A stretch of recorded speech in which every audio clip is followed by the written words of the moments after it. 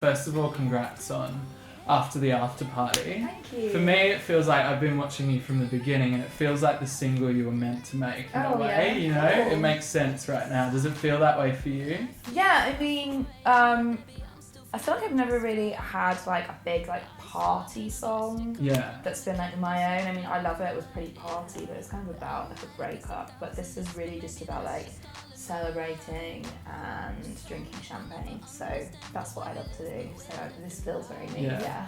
Was the kind of vibe to take the PC music influence and try and insert it into the charts in some way, because they've been quite successful, but they haven't like got a number one hit, Yeah, obviously.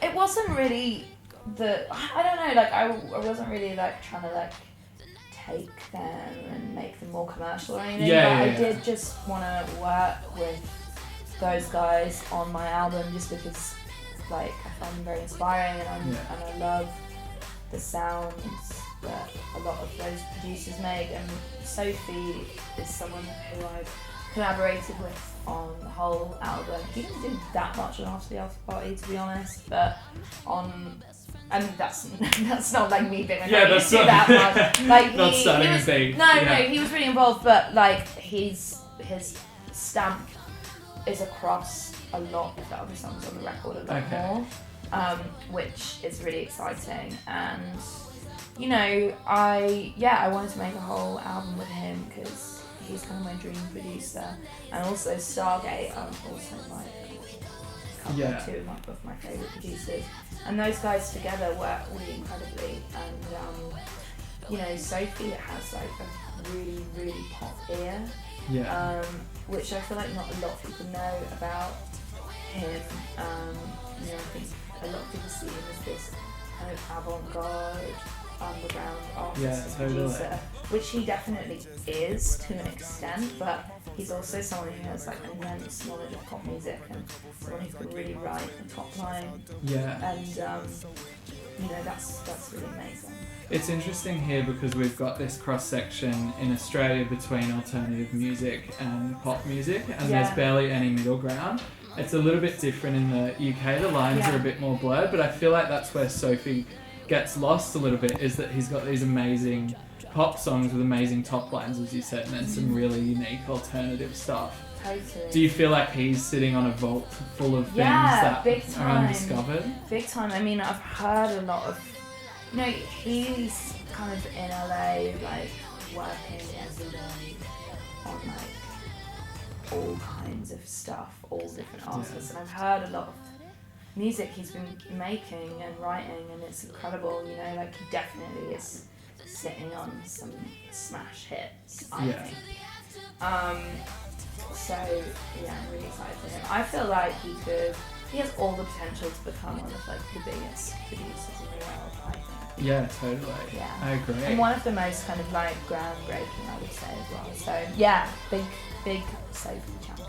It's cool to bring him onto the album and then bring Stargate, who are obviously just like pop legends for years and years and years, and kind of find that middle ground. Totally. Did you bring anybody else into the record? Yeah, also Blood Pot has produced some stuff on the album, and one of my best friends, Mooney Bao, who is a songwriter and a Swedish artist. She's someone who I write with a lot. So she and I have collaborated quite a lot on this album. A.G. Cook has produced, I think, only one song, but he is actually someone I'm working with a lot on that creative direction at the moment. So he's kind of working with me every day on like all kinds of stuff, which is really fun. Were you in touch with him before the Doing It remix? Yeah, you know what, we were talking about this the other day, like when we first met. I think it was like a Twitter meet up thing. But then I was working with Sophie, and I was working with Hannah Diamond on some stuff. I think we met kind of through then. I can't remember like where we first met. I think he came to my house. I had a house party in LA, and he came, and that's where we first like hung out properly.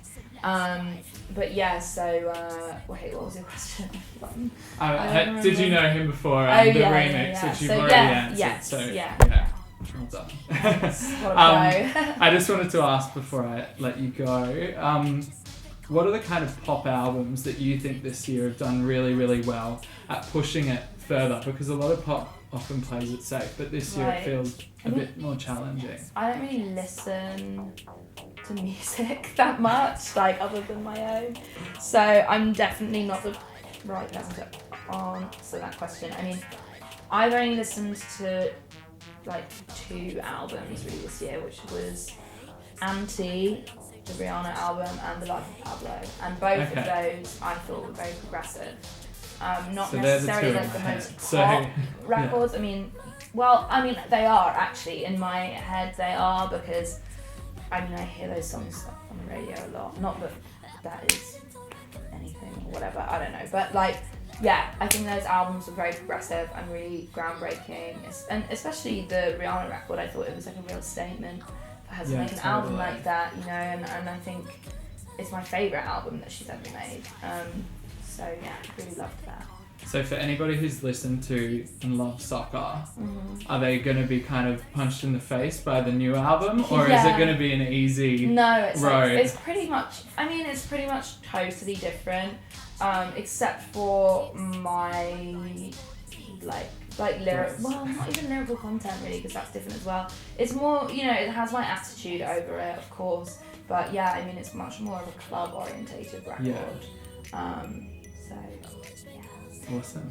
Thanks so much. Thank you.